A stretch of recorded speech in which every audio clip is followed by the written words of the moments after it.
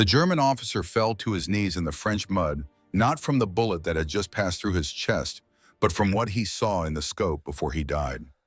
600 yards away, hidden in a pile of autumn leaves that smelled of wet earth and gun oil, a 24-year-old Montana farm boy named James Morrison watched through his rifle scope as the man collapsed.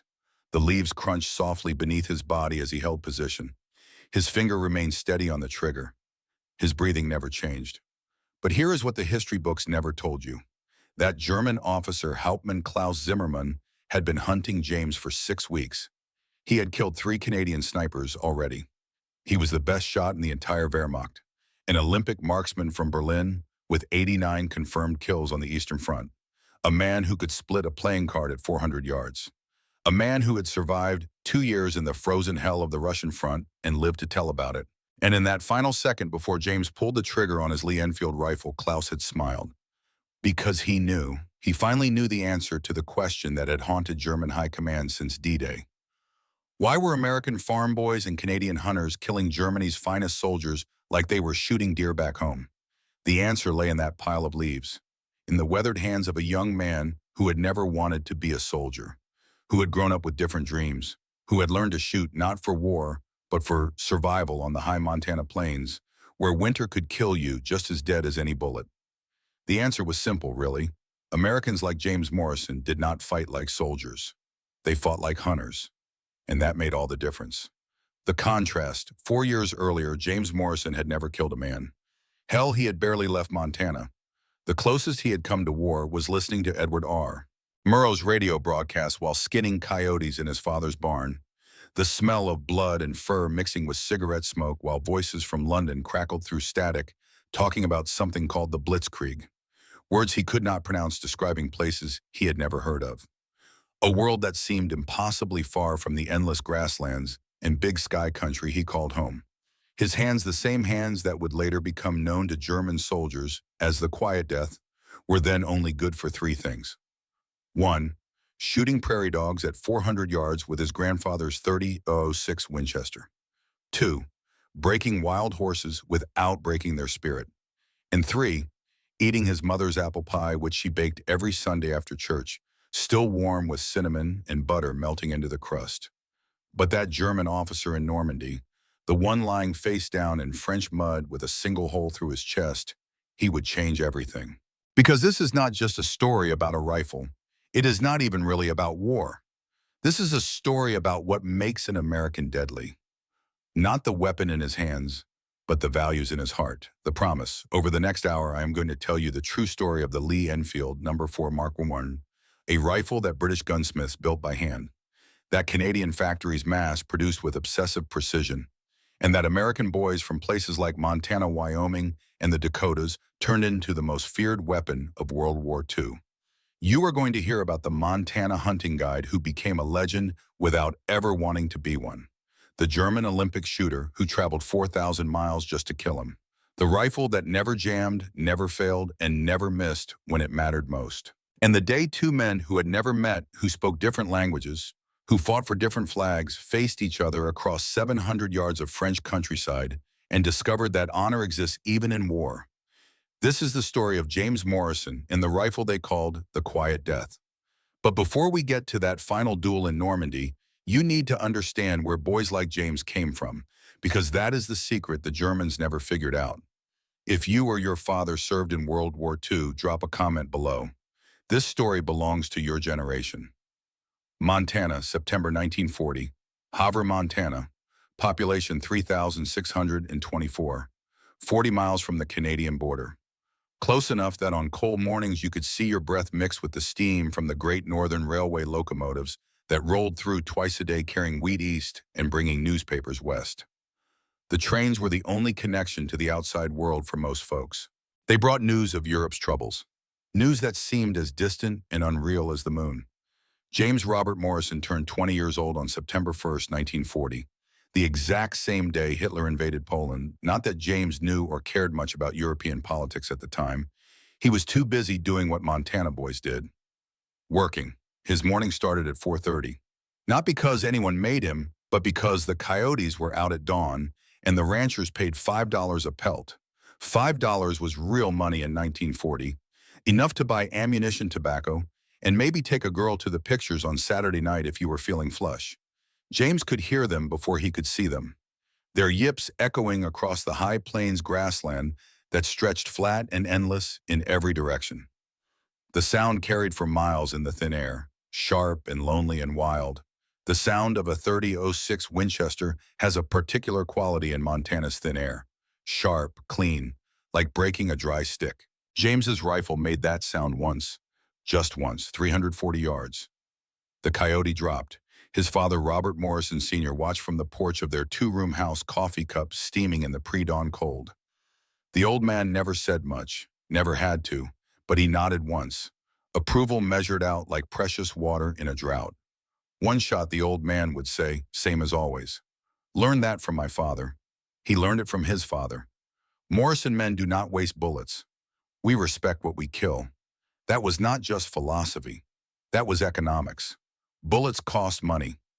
Each one had to count. But more than that, it was about the only thing James's father had kept from the old country. The Morrisons were originally MacMorrisons from the Scottish Highlands, where they had been deer stalkers for the lairds.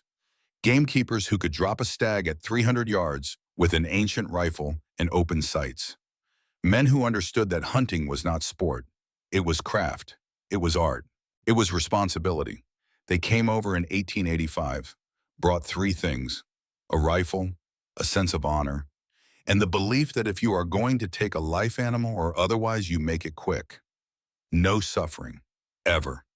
James's grandfather used to say that you could tell a man's character by how he killed. A cruel man made it last. A careless man made it messy.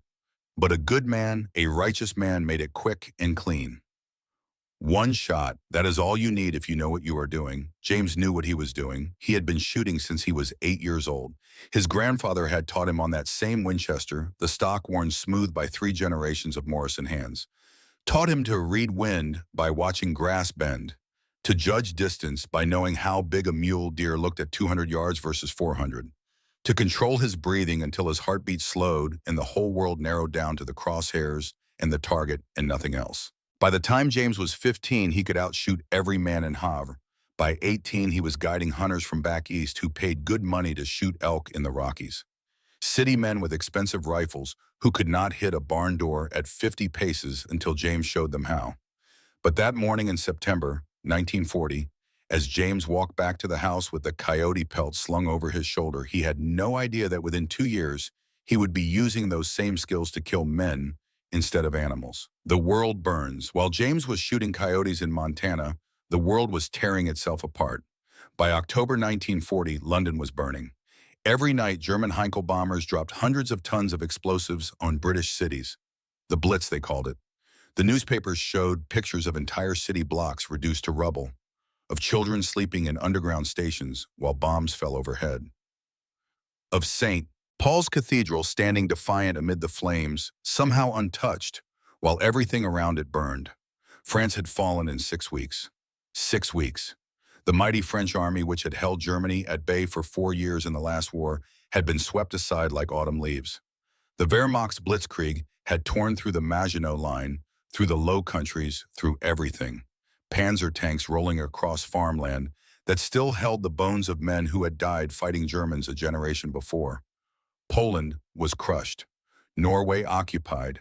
Denmark surrendered in 4 hours. 4 hours. An entire country gone in less time than it took to drive from Havre to Great Falls. And Britain stood alone. Franklin Roosevelt, speaking on the radio that fall, warned Americans, "We cannot save freedom in Europe without ultimately fighting for it," he said. His voice was calm but urgent, like a doctor telling you bad news but trying to keep you from panicking. The arsenal of democracy, he called America. We would build the weapons, send the supplies, do everything except fight. Not yet anyway. But most Americans, including James Morrison, wanted nothing to do with your fights problems. Not again, not after what happened in 1917, not after the Argonne Forest and Belleau Wood and all those other places where American boys had gone to bouillir in muddy French trenches for reasons nobody could quite explain afterward. James's father had fought in the Argonne. Never talked about it, would not talk about it. His face would go hard and distant if anyone asked, and he would find somewhere else to be. But James had found the Purple Heart in a cigar box under papers in the back of a closet, like his father was ashamed of it, or maybe just wanted to forget.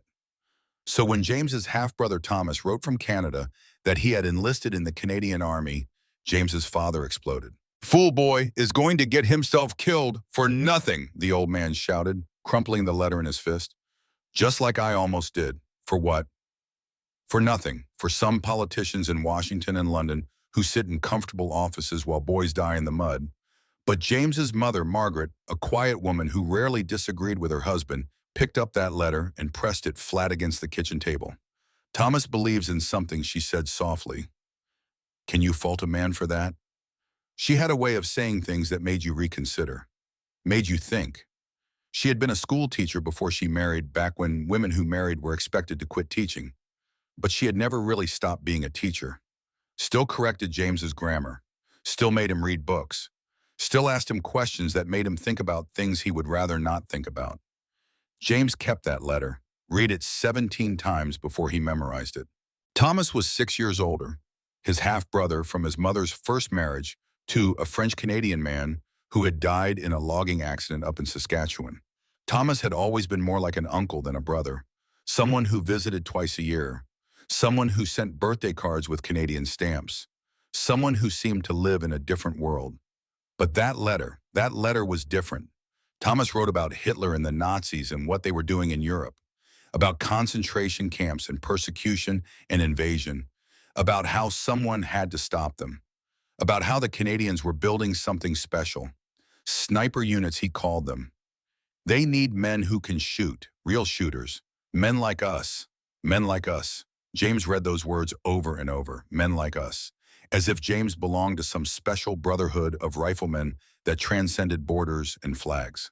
As if the skills his grandfather had taught him skills meant for feeding a family and earning a living might be needed for something larger, something more important. He did not know what to think about that. 2 years passed, the seasons turned, winter came and went, spring brought new grass and newborn calves. Summer burned hot and dry. Autumn painted the aspens gold. James kept working, kept shooting, kept reading news about battles with names he could not pronounce in places he had never heard of. Tobruk, El Alamein, Stalingrad. Names that would later be written in history books, but then were just words in newspapers that arrived 2 days late on the train. The war seemed distant, unreal, something happening to other people in other places.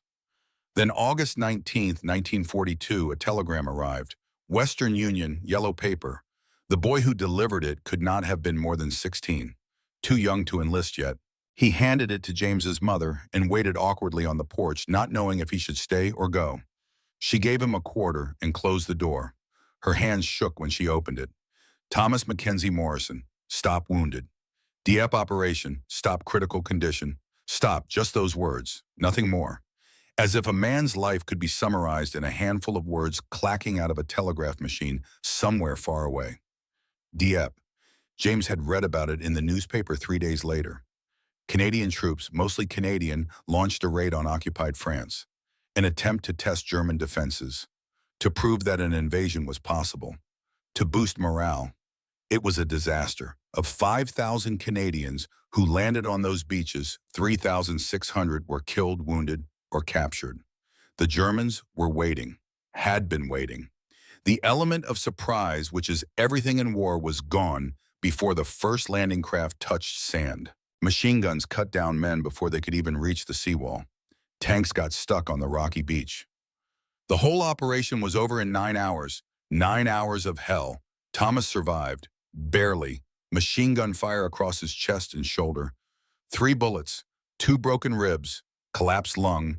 He had lain on that beach for 17 hours playing dead while Germans walked past him shooting anyone who moved. Playing dead while his friend bled out around him. Playing dead while the sun baked down and thirst drove him half mad and every breath felt like knives in his chest. He survived because a German officer near the end of the day had seen him blink, had walked over, had looked down at him, and had walked away without shooting. Maybe the officer was tired of killing. Maybe he had used up his quota of death for one day. Maybe he saw something in Thomas's eyes that reminded him of someone. His brother, his son, himself. War is full of these small mercies that no one can explain. But here is what the telegram did not say. 3 weeks later, a letter arrived, handwritten, shaky, from Thomas, from a hospital in England. James's mother read it first, sitting at the kitchen table while coffee grew cold in her cup.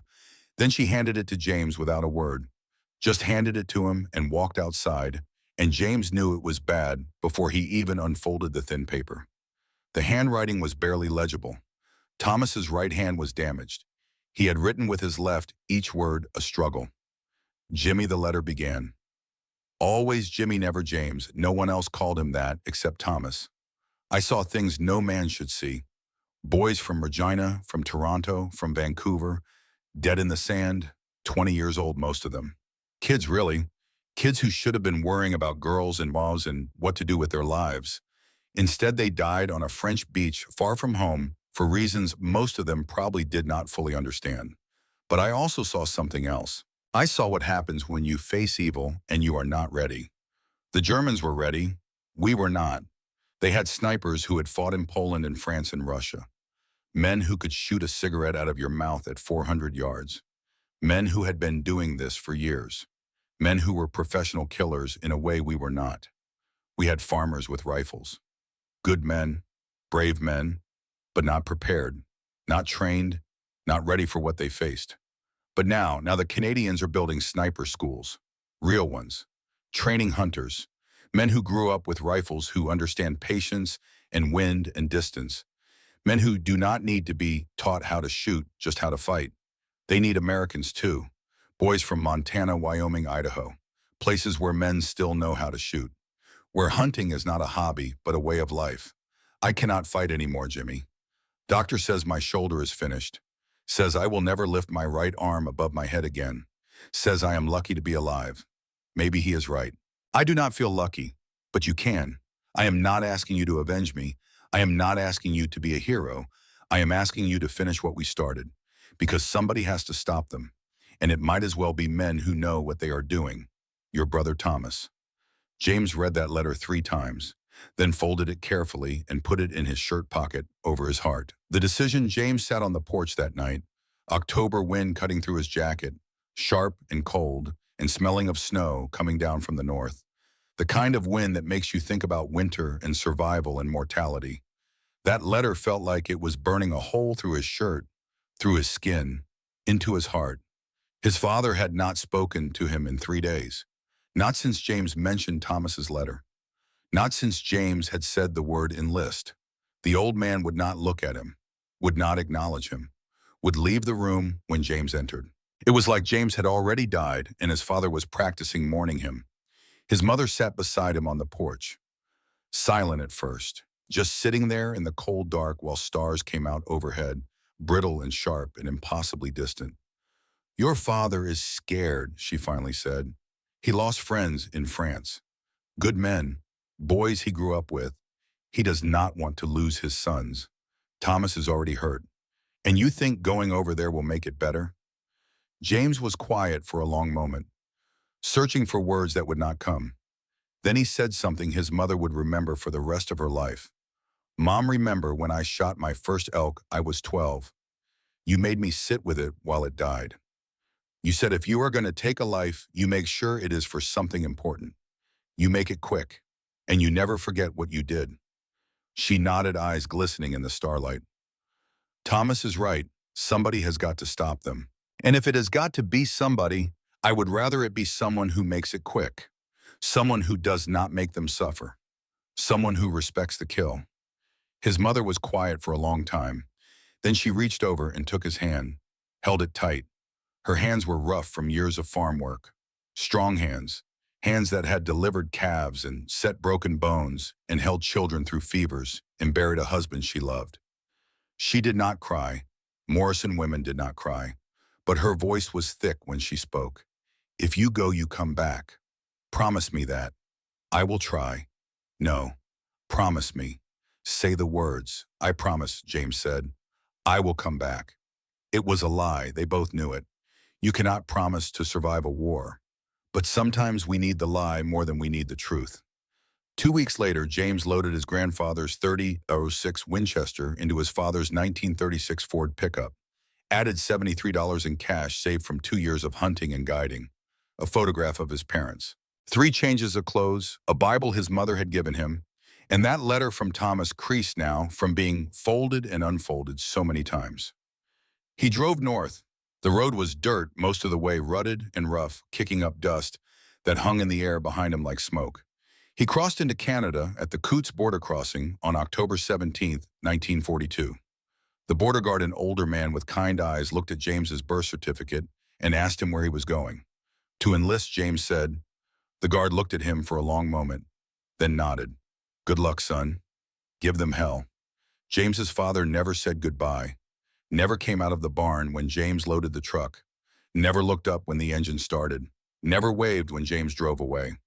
But James found a note tucked into his rifle case. He did not find it until that night in a cheap hotel room in Lethbridge, Alberta. The note was in his father's cramped handwriting, each letter formed carefully, slowly by a man who had not finished past 8th grade. 1 shot, 1 kill. Come home, son. That was the last communication James had with his father for 3 years. By the time James returned to Montana in the summer of 1945, his father had been dead for 18 months. Heart attack while feeding Haswell in February 1944. Died in the snow. The neighbor found him the next morning, frozen solid, still holding the feed bucket. James would spend the rest of his life wondering if the stress of having 2 sons go to war had killed his father. Wondering if the old man had died thinking James hated him for not saying goodbye. Wondering if he could have saved him somehow by staying home. But on that cold October morning in 1942, as James crossed the border into Alberta, he did not know any of that. All he knew was that somewhere across an ocean, men were dying. And if he could shoot like his grandfather taught him, maybe, just maybe, he could save a few of them. That decision, made on a Montana porch in October 1942, would eventually lead to 103 German soldiers' deaths, and one of the most feared rifle and sniper combinations in World War II. But first, James Morrison had to learn how to be more than just a hunter. He had to learn how to be a ghost. Vernon, British Columbia, November 1942. The training camp sat in a valley surrounded by pine forests where morning fog rolled down from the mountains and froze on your rifle barrel. The air smelled of wood smoke and wet earth and something else. Something James could not quite name at first. Then he realized. It was the smell of fear mixed with determination.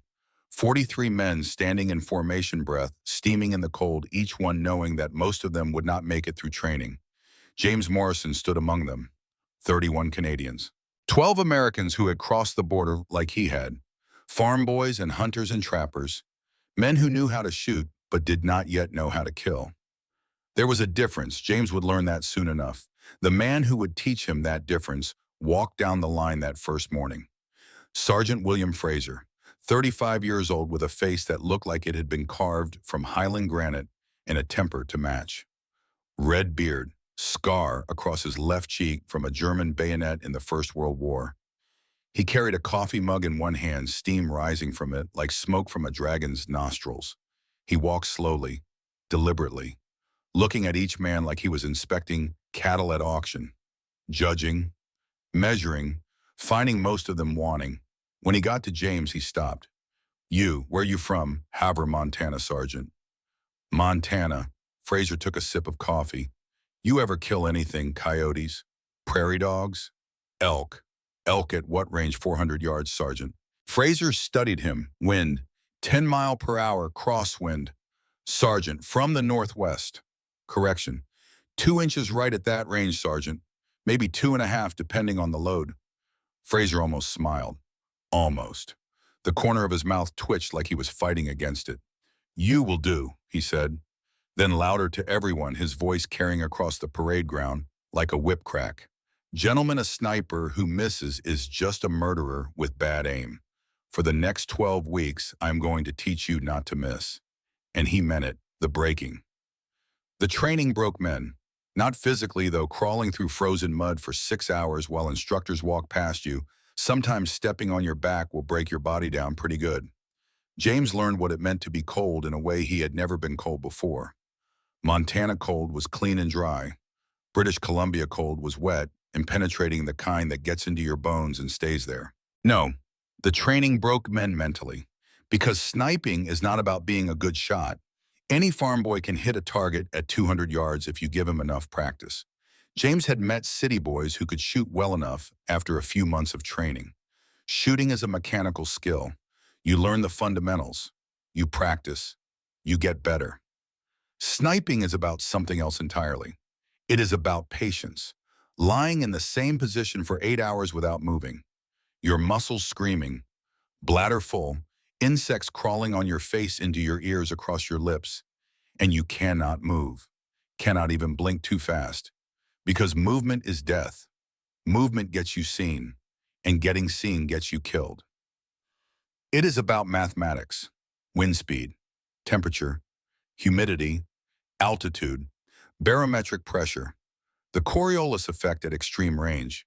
Every variable changes where your bullet goes. You have to calculate all of it in your head in seconds, while your heart is pounding and your hands are shaking and someone is shooting back at you. It is about fieldcraft, moving 500 yards in 4 hours without being seen, using grass shadow terrain the angle of the sun, becoming part of the landscape, becoming invisible, not hiding exactly but blending so completely that the human eye slides right past you even when looking directly at you. And it is about psychology. Knowing that when you pull that trigger, you are not shooting at a target. You are killing a man, maybe a father, maybe a son, someone who woke up that morning thinking about home and the girl waiting for him and what he would eat for dinner. And you have to live with that, have to sleep at night knowing that somewhere a mother is getting a telegram about her boy who is never coming home because of you. Out of 44 men who started training, only 16 graduated. The others broke, some physically. One man shattered both knees during a night infiltration exercise. Another broke his back, falling from a tree during an observation drill. But most broke mentally, woke up one morning and could not do it anymore, could not face another day of the cold and the hunger and the exhaustion and the knowledge of what they were being trained to become. James Morrison was one of the 16 who made it. But the real change, the moment when everything shifted, happened on week 6. When Sergeant Fraser introduced them to their rifles, the rifle room, December 1942, the armory at Vernon. Fraser led them into a concrete building that smelled of gun oil and wood varnish, scents that would later remind James of safety, of precision, of trust. Scents that would become as familiar to him as his own sweat. Laid out on tables were 16 rifles, not just any rifles. Lee-Enfield No.4 Mark I with a T designation. The T stood for telescopic, but it meant so much more than that. Fraser picked one up, held it like it was a sacred object, like it was the Ark of the Covenant, and he was a priest performing a holy ritual. "Gentlemen," he said quietly, and his voice had a reverence James had never heard from the hard-bitten sergeant before. "What you are looking at is the culmination of 300 years of British gun-making tradition, combined with the precision of Holland, and Holland the finest gunsmiths in London, and the industrial capacity of Canada." He handed one to James. The weight hit him first. 9 pounds, 11 ounces. Heavier than his Winchester, but perfectly balanced. The balance point was just forward of the trigger guard. It settled into his shoulder like it belonged there, like it had been made for him specifically. The wood came next. Dark walnut hand fitted smooth as riverstone under his fingers. You could feel the hours of work in that wood. Someone had shaped it, sanded it, fitted it to the metal with such precision that there were no gaps, no rough edges, no compromises. The metal was blued steel, precisely machined cold against his palm. The bolt moved like silk, smooth and precise with just enough resistance to let you know it was there. The trigger had a clean break at about 4 pounds. No creep, no grittiness, just perfect. And the scope, the number 32 telescopic sight offset to the left to allow the bolt to be worked without removing your cheek from the stock. Hand-aligned by craftsmen who had spent their whole lives building custom hunting rifles for English nobility, who paid more for a rifle than most men earned in a year. This rifle, Fraser continued, was one of 26 selected from 1,300 manufactured at Long Branch, Ontario. Less than 2% make the cut. Why? He looked directly at James. "Morrison, tell me what makes a good sniper rifle." James thought carefully. He knew this was a test. Everything was a test. Accuracy, Sergeant. Wrong, James blinked, felt his face flush. He hated being wrong. Any rifle can be accurate, Fraser said. What makes a good sniper rifle is three things. He held up one finger. Reliability. When you are lying in mud, in rain, and snow after you have crawled 3 miles and waited 8 hours for your shot, the rifle works. Always. No jams, no failures, no excuses. Your life depends on it. Your partner's life depends on it. The lives of the men you are protecting depend on it. Second finger. Consistency. Same zero at 200 yards and 600 yards. Same point of impact, whether it is 40 degrees or 80 degrees. Same everything every time. Because you do not get to test fire before you take the shot. You get one chance. It has to be right the first time. Third finger, speed. Because sometimes you do not get one shot. Sometimes you need two. Sometimes three. And the difference between life and death is how fast you can work that bolt. How fast you can acquire a second target. How fast you can adjust for a miss and fire again before the enemy realizes where you are. He handed James the rifle designated T-1847, serial number stamped on the receiver. Proof marks from London, made in Canada, refined in Britain, now yours. James looked through the scope for the first time. The world changed. Everything became clear, focused, close. He could see individual blades of grass 300 yards away. He could see the grain in a wooden post 400 yards distant. He could see a bird land on a fence rail 500 yards away and count its tail feathers. This was not just a rifle. This was an extension of his will, an extension of his intention. With this, he could reach out across impossible distances and touch someone, for good or ill, to save or to kill. The power of it was intoxicating and terrifying. The quirk, but here's what Sergeant Fraser did not tell them. Every Lee-Enfield has a personality. Some shoot high, some shoot left. Some are finicky about ammunition, grouping tight with one load and scattering with another. Some hate cold weather and need to be warmed before they shoot true. Some prefer to be held tight to the shoulder. Others like a lighter touch. James discovered his rifle's secret during his first live fire session. 200 yards, 5 rounds. He aimed center mass on a man-sized target. All 5 rounds hit 2 inches right of center. Consistent, precise, but not where he was aiming. 300 yards. Same thing. Dead center. 400 yards. Dead center. 500 yards. Dead center. 600 yards. Dead center. Fraser came over, looked at the targets, looked at James, raised an eyebrow. She does not like close range, Fraser said. Too intimate for her. But give her distance, give her room to breathe, and she will never let you down. Over the next 6 weeks, James fired 2,400 rounds through T-1847. He learned her rhythm, her preferences, where she liked to be held, how she reacted to different weather, the way she shot a touch high in the morning cold and came back to zero as the metal warmed, the way she preferred British ammunition over American, the way she liked to be cleaned with specific attention to the chamber and the crown of the barrel. And the rifle learned him, learned the way he breathed, the way he squeezed the trigger, the rhythm of his heartbeat, the steadiness of his hands. By graduation in February 1943, James could group 3 shots within 2 inches at 600 yards, could cycle the bolt and fire 5 aim shots in 7 seconds, could field strip and clean the rifle blindfolded in under 3 minutes, could maintain 0 accuracy after carrying the rifle through mud, water, and snow. But the most important thing happened on the last day of training. When Fraser assigned him a spotter, the partnership, Robert Chen, age 22, born in Vancouver to Chinese immigrant parents who ran a grocery store on East Hastings Street. Bobby, everyone called him Bobby. He had been studying engineering at University of British Columbia when Pearl Harbor happened. He enlisted the next day to prove his loyalty, despite the fact that the Canadian government had just interned his aunt and uncle in camps because they were Japanese. Bobby was Chinese, but paranoia does not make distinctions. Fear does not care about facts. Bobby was small, 5'7", 140 pounds, soaking wet. He looked like a strong wind would blow him away. Looked like he should be behind a desk somewhere not in a combat zone. But he had an accountant's mind and a hunter's patience. Could do calculus in his head. Could judge distance by eye within 10 yards. Could read terrain like other men read newspapers. You shoot, Fraser told them.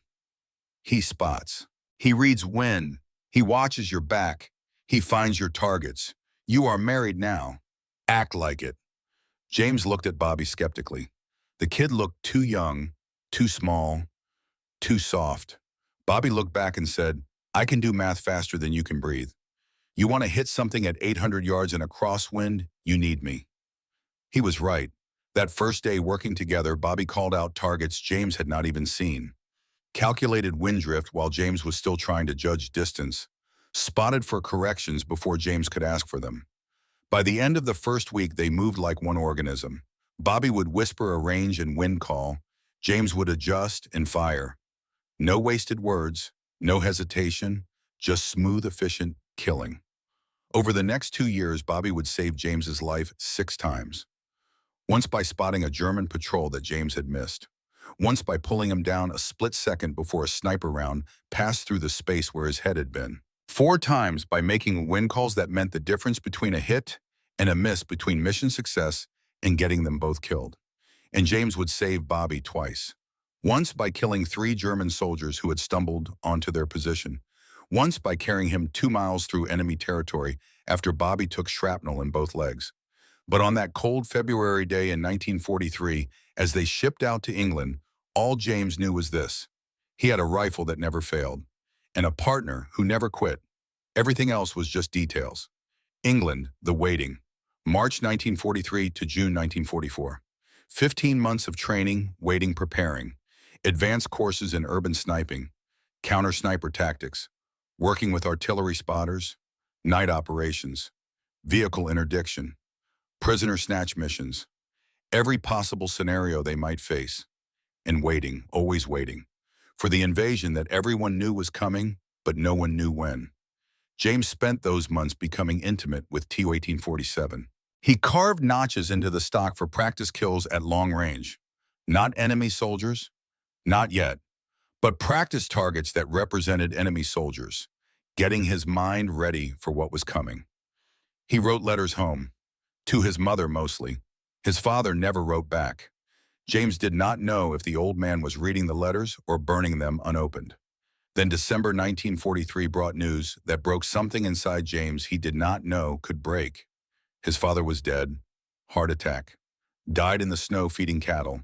James requested leave to go home. Request denied. Too close to the invasion. All leave canceled. He sat in the barracks that night holding the telegram, and Bobby sat with him. Did not say anything, just sat there. Sometimes that is all you can do for someone. Just be there. If you're enjoying this story about how American values and precision transformed warfare, share it with someone who served. This history belongs to all of us. Day +1, Juno Beach. June 7, 1944. The beach smelled of salt blood and burning oil. Wrecked landing craft dotted the sand like broken toys. Bodies lay where they had fallen, covered with tarps because there was not time yet for proper burial. James Morrison crawled off landing craft infantry 423 into 3 feet of cold seawater. Lee-Enfield T-1847, wrapped in canvas and held above his head. The water was shockingly cold. It took his breath away, made his legs numb almost instantly. Bobby Chen came behind him, carrying the spotting scope binoculars and their shared ammunition. 100 rounds of .303 British, carefully selected for consistency. They had practiced this, trained for it, run through it 100 times on English beaches. But nothing prepares you for the real thing. The sound was the first shock, not the rifle shots from training. Real combat sounds like continuous thunder, like being inside a drum while someone beats it. Rifle fire and machine gun fire and artillery and explosions and men screaming and engines roaring and metal tearing. All of it at once. All of it constant. No breaks, no silence. Just overwhelming noise that made thinking almost impossible. The second shock was the smell. Cordite, yes. That sharp chemical smell they knew from training. But also worse things. Things James had only smelled on a farm during slaughter season. The smell of open bodies, of blood and ball and shit and death. They pushed inland with the Regina Rifles Regiment moving through hedgerows. Bocage, the French called it. Thick walls of earth and vegetation that divided Norman farmland into a maze-like series of corridors. Each field a potential kill box. Each hedgerow hiding potential death. Perfect ambush country. Perfect sniper country. Their orders were simple. Secure us a farmhouse overlooking Carpiquet airfield. Provide overwatch for infantry advance. Eliminate enemy officers and observers. They reached their position at 1400 hours. By 1427, James had killed his first man. The first kill. The German was maybe 400 yards away, up in a church tower, watching the Canadian advance through binoculars. Bobby spotted him first. Contact. 11 o'clock. Church tower. Second window from top. Range 425. James found him in the scope. Young man, maybe 25. Blonde hair, good fieldcraft. He had positioned himself back in the shadows, not silhouetted against the window. Smart, but he had made one mistake. He had let the sun glint off his binoculars. Just for a second, just a flash. But that was enough. When James asked, his voice was steady despite his heart hammering. 5 miles per hour, left to right. James made the adjustment. One click right on the scope. Deep breath in, halfway out. Hold. The world narrowed to the crosshairs and the target. Nothing else existed, not the war, not the noise, not Bobby beside him, just the target. The German moved, leaned forward, binoculars up to his eyes looking right at their position. Had he seen them, Bobby whispering? He is calling it in. Shoot! James pulled the trigger. The Lee-Enfield kicked against his shoulder. Familiar, almost comforting, like an old friend tapping you on the arm. The crack of the shot echoed across the farmland. In the scope, James saw the German's head snap back, the binoculars falling, the body slumping forward against the window frame, then sliding out of sight. Silence, or what passed for silence in a combat zone. Then Bobby, hit. He is down. James cycled the bolt, smooth, fast, automatic, chambering another round even though he did not need it. He waited for something, some feeling. Guilt, horror, remorse, something. But all he felt was relief that he had hit what he aimed at, and a strange distant sadness, like mourning someone you never knew. You good, Bobby asked. James nodded. Yeah, I am good, but he was not. Not really. Because killing a coyote and killing a man are very different things.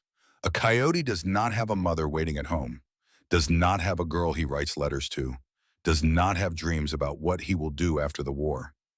That night, James wrote in his diary, one of only 3 entries he would make during the entire war. June 7, 1944.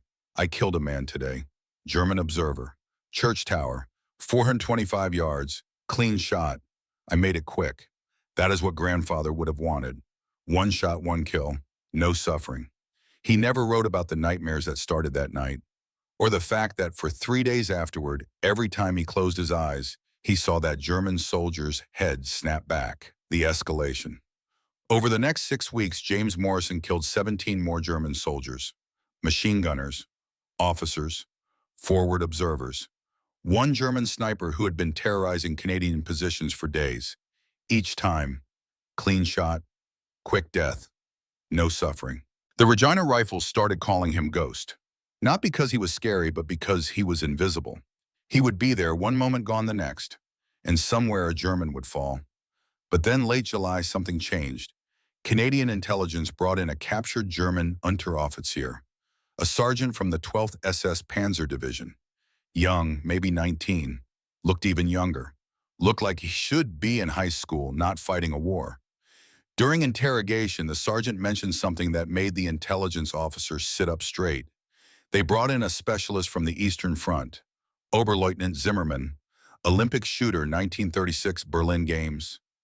90 kills in Russia. His mission is to hunt Canadian snipers. The intelligence officer leaned forward. Why Canadians specifically? The German sergeant laughed. Bitter, tired. The laugh of someone who has seen too much death. Because your snipers are killing our officers faster than we can replace them. Every day, another company commander dead. Another forward observer shot. Always Canadians. Always clean shots. High command is, how do you say, panicking. That information filtered up the chain. Eventually reached Captain Hughes, the sniper platoon commander, who called in James and Bobby. "We have a problem," Hughes said. He spread a map on the table, marked with red X's, each X representing a Canadian sniper killed in the last week.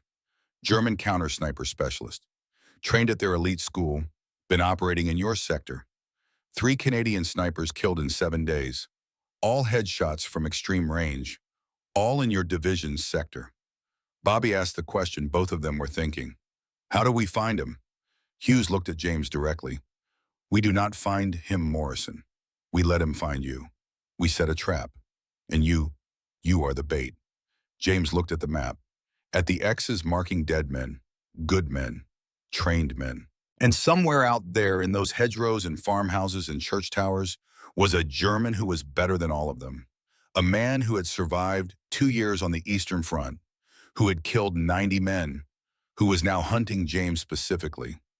For the first time since landing in France, James Morrison felt something he had not felt since he was a child. He felt fear. The trap, August 2nd, 1944, destroyed farmhouse 3 kilometers west of Caen.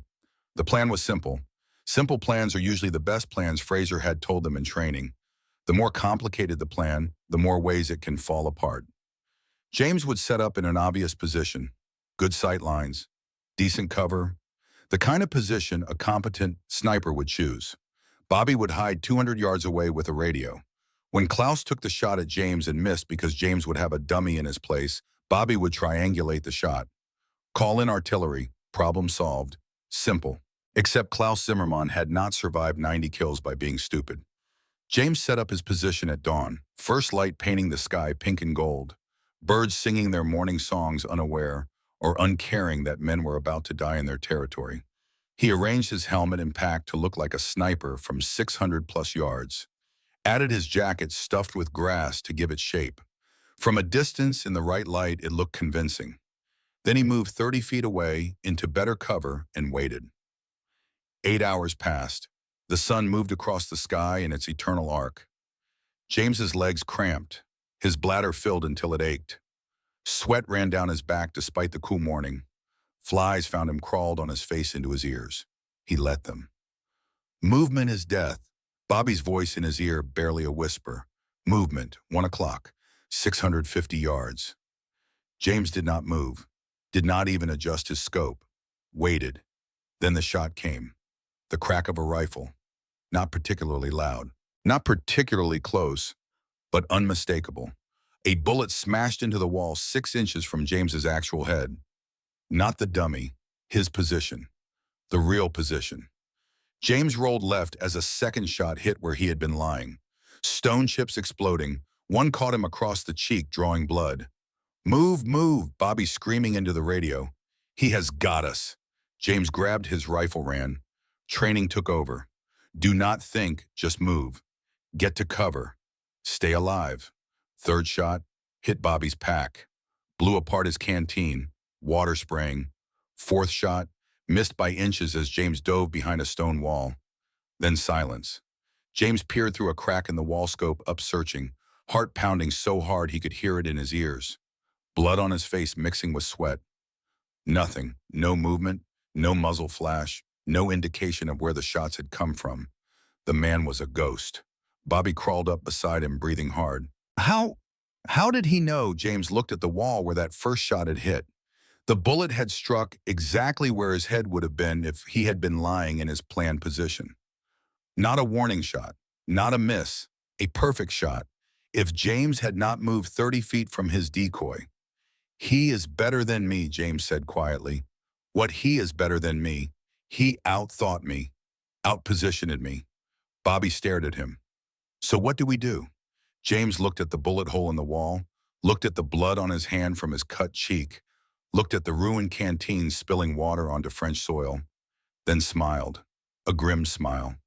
The smile of a man who has just realized the game he is playing. We get better. Cat and mouse.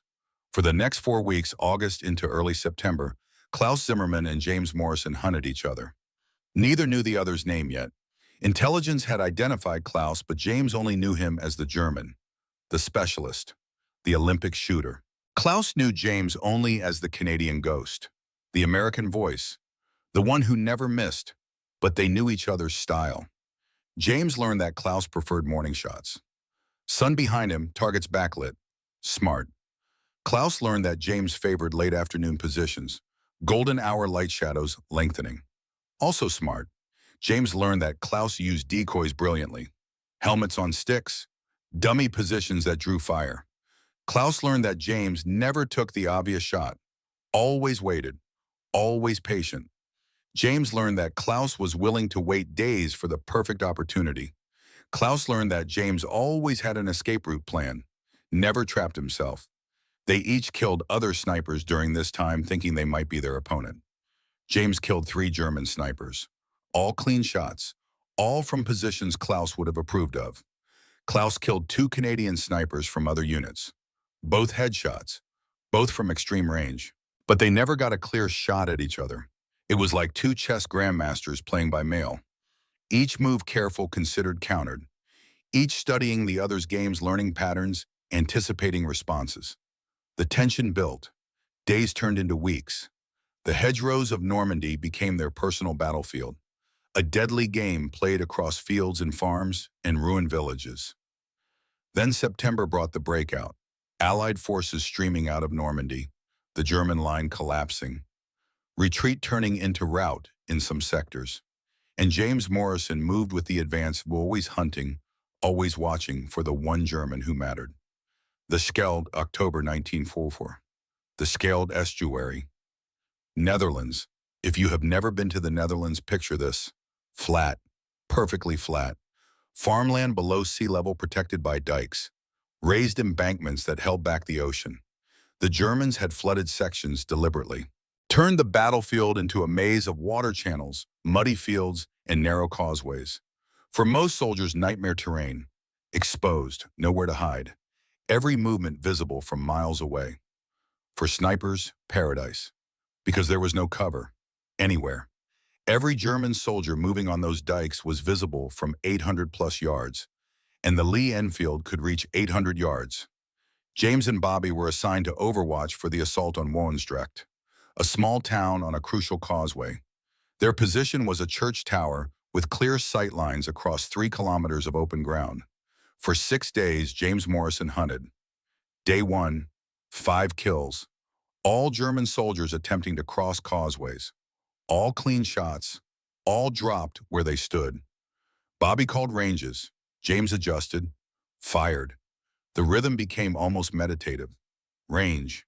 Wind. Fire. Bolt. Repeat. Day 2. 3 kills, including 1 officer identified by binoculars. The officer had been directing troops from what he thought was a safe distance. 700 yards. He was wrong about the distance being safe. Day 3. 7 kills. Long-range work. 600 to 750 yards. Testing the limits of the rifle. Testing the limits of his skill. The Lee-Enfield never failed. Not once. Day 4. 2 kills. Counter-sniper duel. Not Klaus. James knew that immediately. The German was good but not great. Made the mistake of staying in one position too long. James relocated after his first shot. The German did not. James fired from his new position. The German never fired again. Day 5, 4 kills. Routine work by this point, if you can call killing routine. Maybe that was the problem. It was becoming routine. Mechanical, point, calculate, fire. Next target, day 6, rest day, relocated position because Germans had spotted them. Someone had seen muzzle flash, or maybe just gotten lucky with a guess. Either way, time to move.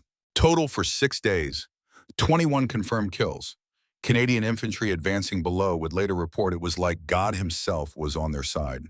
Every time a German showed his head, he dropped.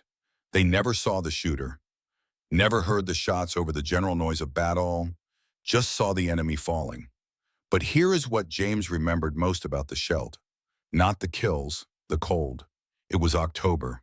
Rain every day. Wind cutting across the flat water like razors. His fingers went numb inside his gloves. The scope fogged constantly. He had to breathe on it to clear it, then wait for it to warm up again before he could use it. The Lee-Enfield never failed. Not once. Through rain and cold and mud. The rifle worked, but James started to fail. On day 7, Bobby asked him a question while they were relocating. How many now? Total James did not answer for a long moment. Just kept walking, kept carrying T-1847, kept putting one foot in front of the other, then quietly. I stopped counting after 50. Why? Because if I count them, they become numbers. And if they are numbers, I start thinking of them as less than human. And that is when you become a monster. Bobby was quiet. They walked another 100 yards before he spoke.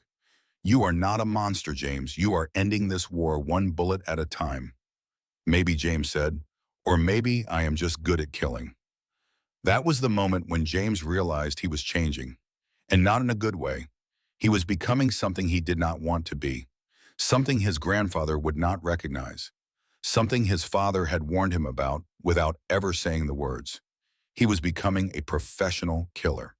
And the worst part, he was good at it. The Intelligence, November 2nd, 1944, Canadian Intelligence Headquarters, Antwerp, newly liberated. A captured German Hauptmann, a captain from the 15th Panzer Grenadier Division, was being interrogated. He had been wounded in the leg during a retreat, left behind when his unit pulled out, found by Canadian scouts dehydrated and exhausted and broken. The intelligence officer asked routine questions: unit strength, defensive positions, minefields, officer names, the usual information gathering. Then, almost as an afterthought, tell me about your sniper operations. The Hauptmann laughed, bitter, defeated, the laugh of a man who has lost everything and found it funny in a dark way. Operations. We have no operations. We have nightmares. Explain. The Hauptmann leaned forward. You want to know about your Canadian snipers, I will tell you. They are not human. They are demons, shadows. We call them der unhörbare Tod, the inaudible death. There is one especially. The reports call him der Geist, the ghost. Young, American accent when captured soldiers overheard him. He killed 11 of my men in 3 days at Woensdrecht. 11. The intelligence officer stopped writing. But the worst part, we sent Zimmerman after him, our best. Olympic champion, 90 kills on the Eastern Front. Where is Zimmerman now? Last I heard, moving toward your positions. He has a team with him, 6 snipers, all from the Eastern Front. Their only mission is to kill Canadian snipers. Kill der Geist specifically. The intelligence officer immediately radioed forward positions. The message reached Captain Hughes 3 hours later. Hughes called James and Bobby in immediately. Morrison, we have confirmation. Klaus Zimmerman, the German sniper hunting you, is real. And he is not alone. He has a team, 6 men, all elite. Bobby spoke first. 6 men just for us. Hughes shook his head. Not just for you, for all Canadian snipers. But intelligence indicates Zimmerman is specifically focused on your sector. On you. James was quiet, then simply, good. Good, I am tired of looking over my shoulder. Let him come. Let us finish this. Thomas returns February 1945, Allied forward-based Netherlands-German border. James Morrison sat in a freezing tent cleaning Lee-Enfield T-1847 for what felt like the 1,000th time. The routine was comforting. Disassemble, clean, oil, reassemble, check the scope, test the bolt, over and over, like prayer. 103 confirmed kills now. Official, countless more unconfirmed. He had stopped counting at 50, but the Army kept counting for him. Bobby Chen had been hit 3 weeks earlier, second time wounded, shrapnel from an artillery shell. Nothing life-threatening, but enough to get him evacuated to England. Stable but done fighting. The war was over for Bobby. James was alone, working with temporary spotters who did not know him, did not understand his rhythm, did not trust him the way Bobby had. It was like dancing with strangers, functional but not comfortable. Then the tent flap opened. Jesus, Jimmy, you look like hell. James looked up. Thomas Morrison. 6 years older than when James had last seen him. Thinner. Shoulders still stiff from Dieppe wounds, he held it at an odd angle. But alive. Here. Real. James stood so fast he knocked over his cleaning kit. Oil and rags scattering. Thomas, they embraced. Brothers who had not seen each other since October 1942. 3 years and 4 months. A lifetime in war years. Thomas pulled back, looked at James. Really looked at him. Heard you became a legend, the ghost. Officers in London were talking about you. The American boy who kills Germans like he is shooting deer. James did not know what to say, did not know if that was a compliment or an accusation.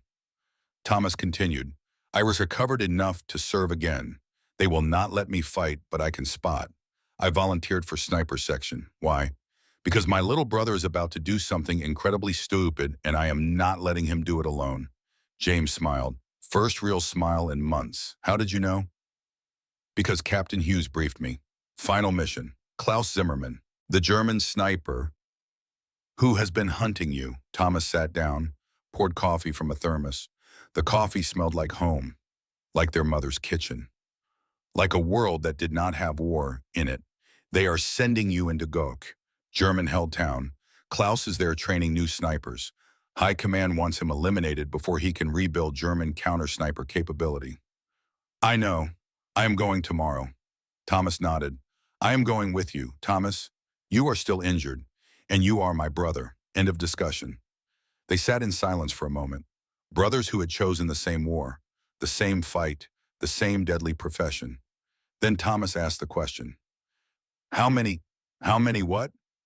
How many men have you killed? James looked at his rifle. At T-1847, at the weapon that had been his companion for 2 years.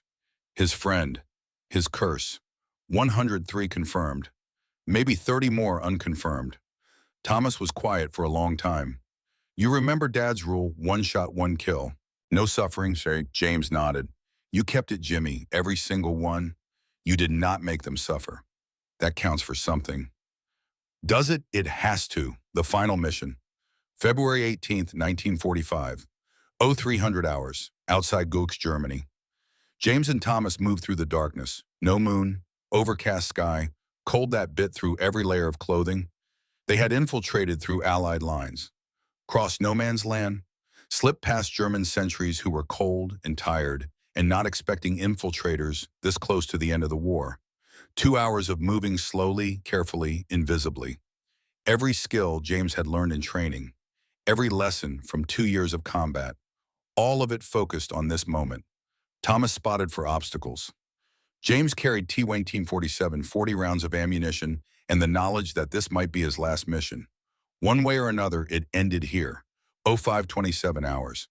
They heard German voices, a patrol, 5 men, moving perpendicular to their position, talking in low voices about home and food and women. The same thing soldiers always talk about. James and Thomas froze, literally did not breathe. James could hear his own heartbeat in his ears, could feel Thomas's presence beside him, could smell the German cigarette smoke. The patrol passed within 20 feet, kept going, did not see them. 0615 hours. They reached their observation position, a bombed-out warehouse 690 yards from the church where intelligence said Klaus was training snipers. They set up, waited for dawn, James checking and rechecking T-1847, Thomas scanning with binoculars, both of them silent. There was nothing left to say. 0643 hours. First light. That magical time when darkness turns to gray, then gray to color. Through the scope, James could see the church clearly. No movement yet, just old stone and broken windows and the scars of war. 0701 hours. A figure appeared in the bell tower. Bobby had taught James to identify snipers by how they moved. Snipers moved differently than regular soldiers. Slower, more deliberate, always checking angles, always aware of being watched. This figure moved like a sniper. Got him? James whispered. Thomas looking through binoculars. Range 690. Wind. James licked his finger, held it up, felt the cold bite on one side, 10 miles per hour, left to right. Thomas did the math in his head. 3 inches right. James adjusted the scope. 3 clicks. Put the crosshairs on the figure in the bell tower. Started to squeeze the trigger. Slow, smooth, like his grandfather had taught him. Then Thomas gasped. What movement? Left side.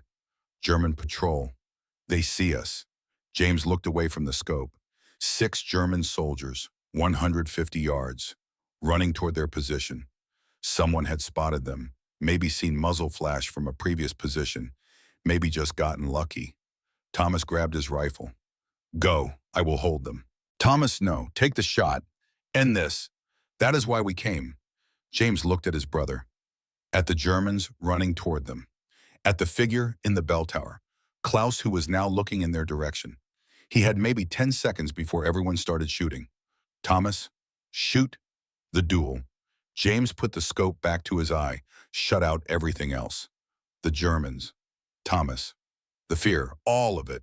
This was what 3 years of training was for, what 2 years of combat had prepared him for. This moment, when everything else falls away and there is just you, your rifle, and your target. Deep breath, hold. The crosshairs settled on Klaus's center mass. James squeezed. The Lee-Enfield kicked, that familiar push against his shoulder. Like an old friend. Through the scope. Klaus staggered, hit, but not down. James cycled the bolt. Smooth, automatic, muscle memory, fired again. Klaus went down. Behind him, Thomas grunted. James spun around. Thomas was on the ground, blood spreading across his chest. Dark, arterial, bad. No. Thomas, more German soldiers appearing. A dozen now. The patrol, plus reinforcements. James grabbed Thomas, dragged him toward cover. Thomas was heavy, heavier than James remembered. Or maybe James was just tired. Did you get him? Thomas asked, blood bubbling from his lips. Yeah, I got him. Good. Thomas smiled, blood on his teeth. Then it was worth it. You are not dying. Stay with me. Thomas gripped James's hand, squeezed. His hand was cold. Too cold. You have to go. Leave me. Get out. I am not leaving you. Yes, you are. Thomas squeezed harder, because if you stay, we both die. If you go, you can tell, Mom, I did not die for nothing. Thomas, promise me. Promise me you will go home. Promise me you will have a life after this. James was crying now, tears he had not shed since he was 12 years old. I promise. Good. Thomas let go of his hand, picked up his rifle with his good arm. Now go ghost. Be a ghost. James ran. Behind him, gunfire, Thomas shooting, keeping the Germans back, buying time with his life. Then silence. James kept running. Did not look back. Could not look back. 2 hours later, he reached Allied lines, collapsed, and wept. Thomas Morrison died holding off 12 German soldiers so his brother could escape. He killed 4 before they overwhelmed his position. He never surrendered. He died like a Morrison. Fighting, the letter April 1945, Allied forces secured Gok, found Klaus Zimmermann's body in the church bell tower. 2 shots, center mass, textbook. In his pocket, they found a letter, written in English, addressed to the Canadian Ghost. It was passed through intelligence channels, eventually reached James. He opened it with shaking hands. Dear opponent, it began. If you are reading this, I am dead, and you have won our duel. I write this because I wish for you to understand. I do not hate you. We are both professionals, both hunters. You hunt for your country, I hunt for mine. I have studied your work. You are exceptional. Perhaps the finest sniper I have faced in this war, and I have faced many. Your shots are clean, quick, humane. You do not torture. You do not make them suffer. This is the mark of a true hunter. I have a daughter, Greta. She is 8 years old. If I do not return, please know that I fought honorably, and I hope you did as well. There is no glory in what we do, only necessity. May you find peace after this war. With respect, Oberleutnant Klaus Zimmermann. Postscript. Enclosed is a photograph of Greta. I ask only that you remember. Every man you killed had someone who loved him, as does every man you saved. Inside the envelope was a photograph. A blonde girl smiling holding a doll. 8 years old. Greta Zimmermann. James looked at that photograph for a long time, then folded it carefully and kept it for the rest of his life. Home, May 8, 1945. Warrens in Europe, James Morrison returned to Montana in July 1945. The train ride across America felt unreal, like traveling through a dream, cities untouched by war, people who did not flinch at loud noises, children playing in streets that had never seen tanks or heard artillery. His mother was 63 now, frail, but alive. She held him when he walked through the door, did not say anything at first, just held him. Then quietly. Both my sons went to war. Only one came home. But at least one came home. James brought Lee-Enfield No.4 with him. allowed to keep it as a war trophy. He mounted it above the fireplace in the room that had been his as a boy. He never fired it again. After the years passed, James worked as a hunting guide in the Rockies, taught clients how to track, how to shoot, how to respect what they killed. But he never hunted himself. "I have killed enough," he told one client who asked why. In 1948, Bobby Chen visited from Vancouver, brought his sister Margaret. She was beautiful, smart, understood James's silences. They married 6 months later. Bobby was best man. At the wedding, Bobby gave a toast. "To the best shot I ever saw and the best friend I ever had. May you find peace." When the Korean War broke out in 1950, the Army requested James return as instructor. He declined. "I have done my part. Let younger men fight." In 1967, Thomas Morrison was posthumously awarded the Military Cross for his actions at Gok. James traveled to Ottawa to receive it, stood at his mother's grave with the medal. She had died in 1964, still believing both her sons were heroes. "I am sorry I came home, and you did not," James Holmes said to the earth. In 1982, James Morrison, age 62, sat on his porch in Montana. His grandson Tommy, age 7, named after Thomas, played in the yard. The boy ran up. "Grandpa, Dad says you were a war hero. Is that true?" James looked at him. "No, son. I was just a man who did what needed to be done." "What did you do?" "I protected people. That is all." The boy ran off to play. James reached into his pocket, pulled out a worn photograph. Greta Zimmerman, age 8, holding a doll. She would be 45 now, probably had children, maybe grandchildren. He wondered if she ever learned what her father did in the war. He wondered if she hated Americans. He hoped not, because hate is what started the war, and understanding is what ends it. The end. That evening, Tommy asked one more question. "Grandpa, why do you keep that old rifle above the fireplace?" James looked at Lee-Enfield No. 1847. 40 years since he had held it. 40 years since it had saved his life 103 times. 40 years since it had taken 103 lives. He walked over, took it down, felt the familiar weight. This rifle is a reminder of what he handed it to Tommy. Carefully, safely. Feel that weight. That is the weight of responsibility. When you hold a weapon, any weapon, you have the power to take life. And with that power comes responsibility to use it wisely, honorably, only when necessary. This rifle taught me that every life matters, every single one. The 103 men I killed, they had families, daughters, sons, mothers, just like me. I did not hate them, and I hope they did not hate me. We were just men on different sides doing what we thought was right. Tommy looked at the rifle with new eyes. "Is that why you kept it? To remember them?" "Yeah. And to make sure I never forget the cost of war." He hung the rifle back above the fireplace. James Morrison died in 1994 at age 74 in his sleep. Bobby Chen spoke at his funeral. "James was the finest shot I ever saw. But more than that, he was the finest man. He understood that being deadly is not about being heartless. It is about being precise, professional, respectful. He killed 103 men to save thousands. And he carried the weight of those 103 men every single day for the rest of his life. That is what made him a hero. Not the killing, the carrying. Lee-Enfield No. 1847 now rests in a military museum in Montana.